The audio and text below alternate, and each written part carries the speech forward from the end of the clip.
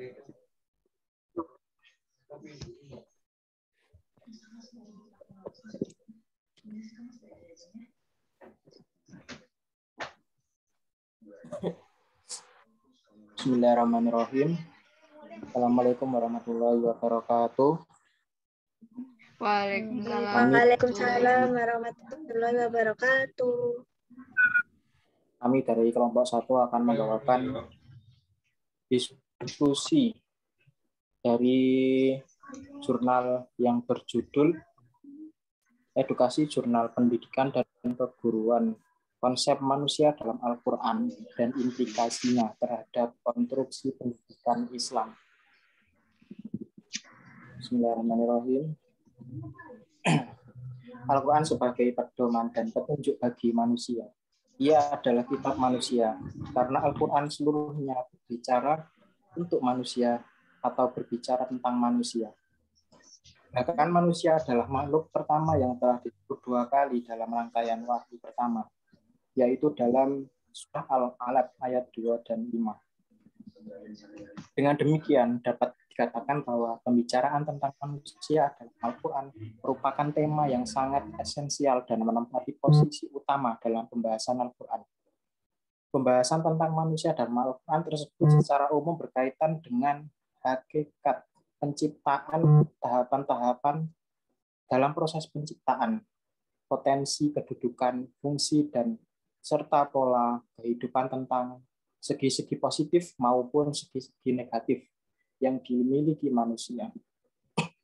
Untuk menggali pemahaman yang dalam tentang manusia, bukan pekerjaan yang mudah. Hal ini bukan karena keunikan karakternya saja, tetapi juga karena terbatasnya data dan kemampuan manusia untuk mengenal dirinya.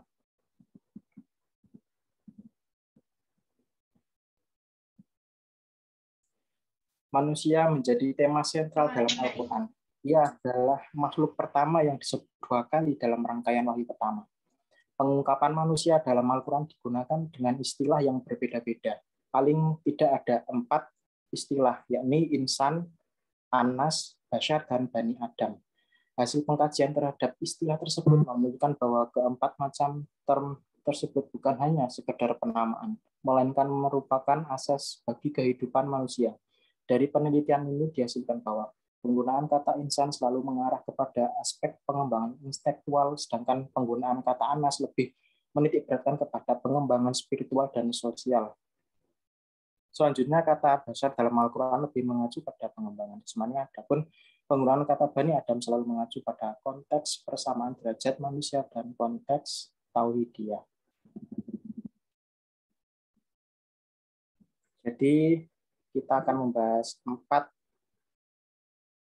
kata atau bahasa Arab yang berarti manusia. Jadi 4 kata ini artinya manusia tapi berbeda-beda maksudnya. Oke, dari insan. Siapa yang akan menjelaskan tentang insan? Dari aku ya? Iya.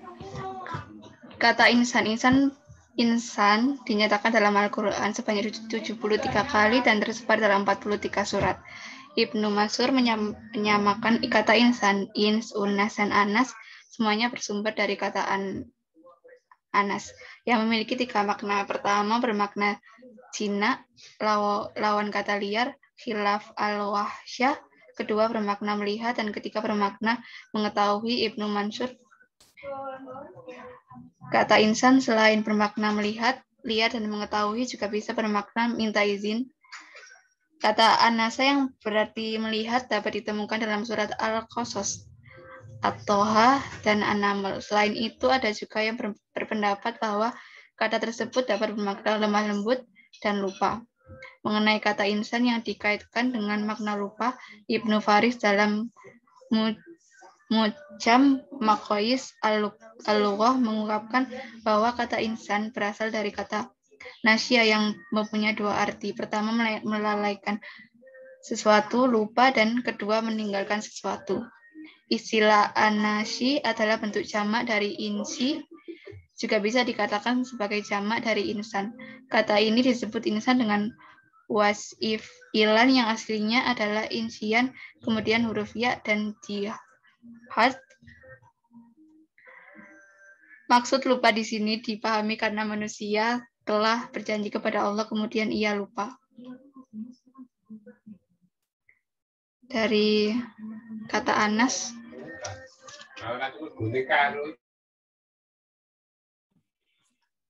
Kalau dari kata Anas itu penamaan kata Anas dinyatakan dalam Al-Quran sebanyak 241 kali dan tersebar dalam 53 surat. Kata ini berarti kelompok manusia. Ia terambil dari kata An-Naus yang berarti gerak. Ada juga yang berpendapat bahwa ia terambil dari kata Unas yang akar katanya berarti nampak. Kata Anas digunakan Al-Quran dalam arti jenis manusia. Terkandung dalam Quran surat Al-Hujurat ayat 13 atau sekelompok tertentu dari manusia seperti surah Ali Imran ayat 173. Kata Anas terakar dari kata Anisa yang berarti dikenal, ramah, akrab, atau yang menunjukkan sifat dasar manusia yang suka berteman, mencari persahabatan. Selain itu, kata Anas dipahami juga sebagai kelompok atau sekumpulan manusia yang memiliki kecenderungan, sikap, perilaku yang berbeda dan mempunyai pola hidup yang beragam. Dalam menunjuk makna manusia, kata Anas lebih bersifat umum dibanding dengan kata insan. Keumumannya dapat dilihat dari penekanan makna yang dikandungnya. Kata Anas itu menunjuk manusia sebagai makhluk sosial kebanyakan, digambarkan sebagai kelompok manusia tertentu yang sering melakukan mafsadah dan pengisi neraka di samping iblis. Jadi manusia merupakan makhluk sosial yang secara fitrah memang senang hidup berkelompok. Sejak dari bentuk satuan yang terkecil atau keluarga, mungkin lingkungan, hingga ke yang paling besar dan kompleks, yaitu bangsa umat manusia. Gitu. Kalau dari kata Basyar. Selanjutnya dari kata Basyar. Siapa yang akan menjelaskan kata Basyar? Dari kata Basyar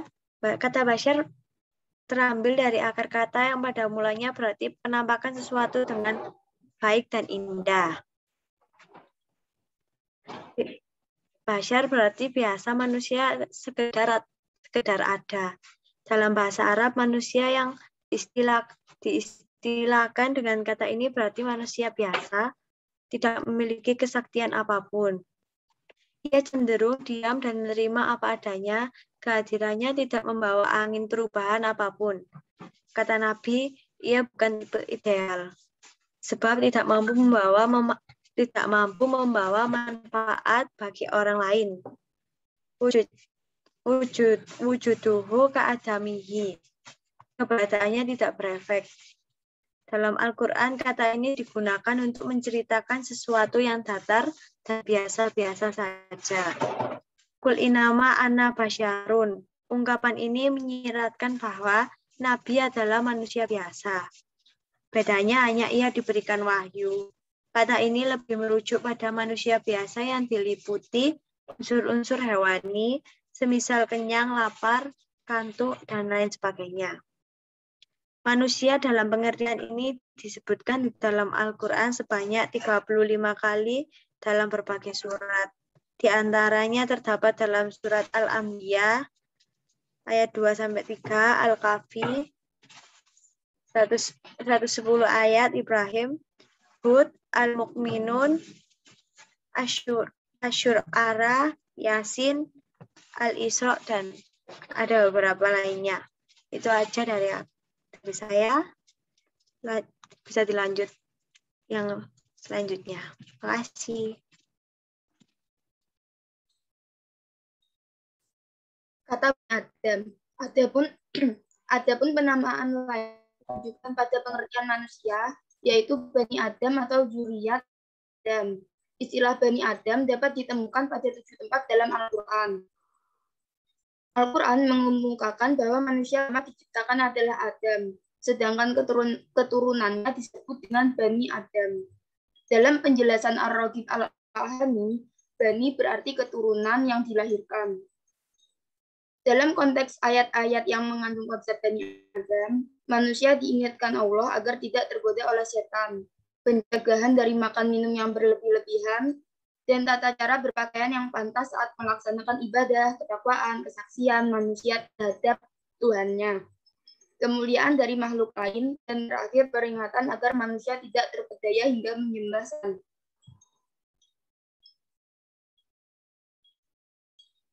Manusia selaku Bani Adam dikaitkan dengan dalam peran Adam alaihissalam saat awal diciptakan. Bani Adam memiliki peluang untuk digoda setan. Karena itu, dalam statusnya selama manusia yang diciptakan untuk jadi khalifah, maka manusia selalu diperingatkan oleh Allah agar selalu berhati-hati terhadap godaan setan. Sudah itu saja dari kata Adam.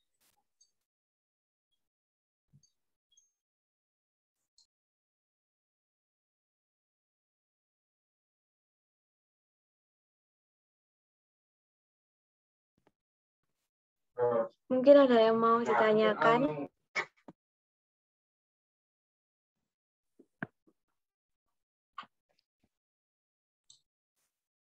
Aku mau tanya. Ya. Anissa. Menurut kalian, apakah manusia harus memperhatikan sisi kehambaannya terhadap Tuhan?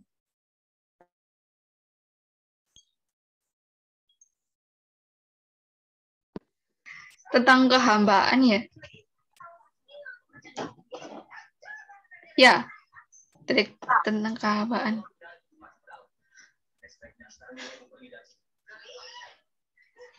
Kalau dari aku sih, kehambaan manusia kepada Tuhan itu dari kesadaran manusia akan keberadaan Tuhan sebagai sentral alam raya. Manusia mampu meraih derajat tinggi dalam keilmuan dan pengalaman dalam beragama. Itu sih.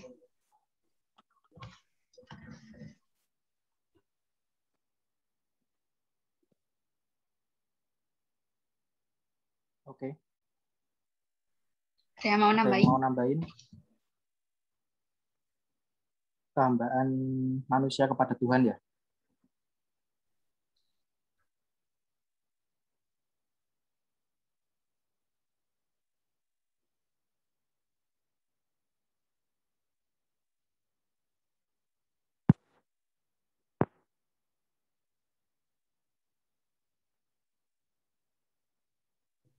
Mungkin atau ada pertanyaan lagi?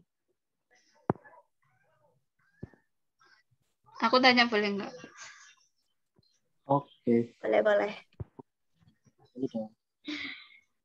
Kan kita manusia ya, kita semua itu makhluk hidup di alam semesta ini. Terus menurut kalian dari semua makhluk hidup di alam semesta ini yang paling mulia itu apa? Alasannya apa? Oke, ada yang mau menjawab? Aku. Ya, boleh. Kalau misalnya disuruh jawab paling mulia, aku nggak bisa jawab. Tapi kalau misalnya dibilang paling sempurna, mungkin jawabannya manusia. Soalnya memang manusia diciptakan yang paling sempurna. Tapi kalau soal mulia, itu kayak kalau bilang manusia juga manusia banyak dosa. Kalau bilang malaikat, tapi malaikat juga nggak sempurna. Jadi aku nggak setuju sih. Aku nggak bisa bilang siapa yang paling mulia gitu. Kak, itu menurut aku gitu. Kasih. Saya tambah lagi. Aku mau nambahin ya dari Anjani tadi. Kan dia ragu kan makhluk yang paling mulia, tapi setelah aku cari makhluk yang paling mulia itu emang manusia, dan itu sudah terkandung dalam surat Al-Isra ayat 70.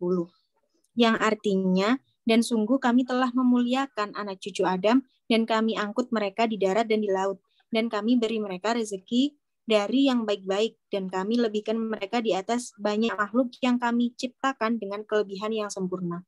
Jadi jawabannya yang paling mulia ya manusia, karena itu sudah jelas terkandung dalam surat Al-Isra ayat 70 gitu. itu juga ya, manusia kan juga diberi akal untuk berpikir, diberi apa namanya? Diberi nafsu. Ya, kayak buat bisa menjadi pemimpin di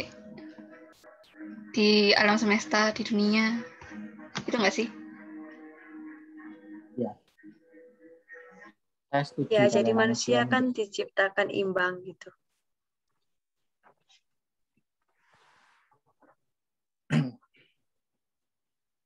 Terus ada pertanyaan lagi.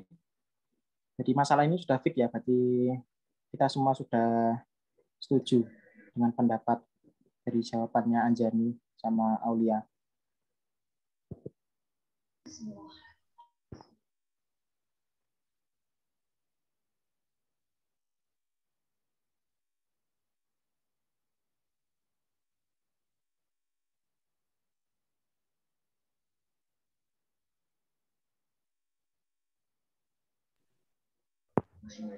Ada yang Oke, nanya lagi. kalau sudah ada pertanyaan lagi, mungkin diskusi materi ini cukup sampai sini saja.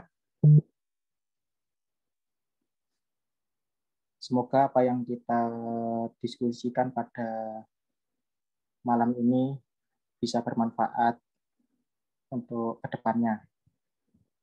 Baik, Amin. Amin. saya cukup sekian. Apabila ada kekurangan, ada kesalahan, saya mohon maaf. Ihdinas siratal mustaqim. Kita baca doa dulu bersama-sama, doa akhir majlis. Subhanakallahumma Wa bihamdika asyhadu an la ilaha illa anta astaghfiruka wa atubu ilaik. Assalamualaikum warahmatullahi wabarakatuh. Waalaikumsalam warahmatullahi wabarakatuh. Makasih ya. Terima kasih. Ini bentar ya, aku itu screenshot dulu.